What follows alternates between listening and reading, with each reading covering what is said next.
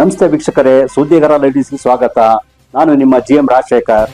ಕೊಪ್ಪ ಪಟ್ಟಣದ ಬಸ್ ನಿಲ್ದಾಣದ ಸಮೀಪ ಬುಧವಾರ ತಡರಾತ್ರಿ ಸಂಭವಿಸಿದ ಪಿಕಪ್ ವಾಹನ ಅಪಘಾತದ ಕುರಿತಾದ ವರದಿ ಇಲ್ಲಿದೆ ನೋಡಿ.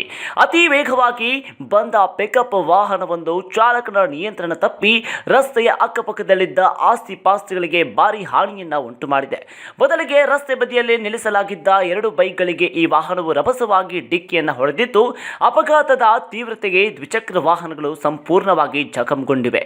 ಇನ್ನು ಬೈಕ್ಗಳಿಗೆ ಡಿಕ್ಕಿ ಹೊಡೆದ ನಂತರವೂ ಕೂಡ ನಿಲ್ಲದ ವಾಹನವು ಪಕ್ಕದಲ್ಲಿದ್ದ ಅಂಗಡಿಯ ಮುಂಭಾಗಕ್ಕೆ ನುಗ್ಗಿದ್ದು, ಇದರಿಂದಾಗಿ ಅಂಗಡಿಯ ಮುಂಭಾಗದ ರಚನೆಯು ನುಜ್ಜುನುಜ್ಜಾಗಿದೆ. ಇನ್ನು ಘಟನೆಯ ಈ ಒಂದು ರಭಸಕ್ಕೆ ಎಷ್ಟಿದೆ ಎಂದು ಪಿಕಪ್ ವಾಹನವು ರಸ್ತೆಯ ಮಧ್ಯದಲ್ಲಿ ಉರುಳಿಬಿದ್ದಿದೆ.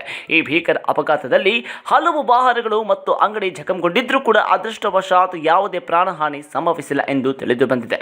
ಘಟನಾ ಸ್ಥಳಕ್ಕೆ ಕೊಪ್ಪ ಪೊಲೀಸರು ಭೇಟಿ ನೀಡಿ ಪರಿಶೀಲನೆ ಕೂಡ ಕೈಗೊಂಡಿದ್ದಾರೆ.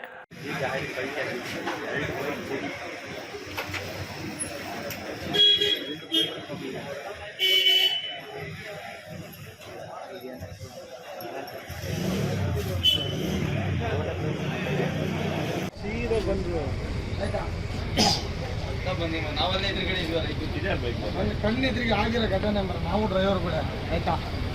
ಅಲ್ಲ, ನಾನು ನೀವು ಈಗ ನಮ್ಗೆ ಆಗ್ತಿದ್ದಲ್ಲ.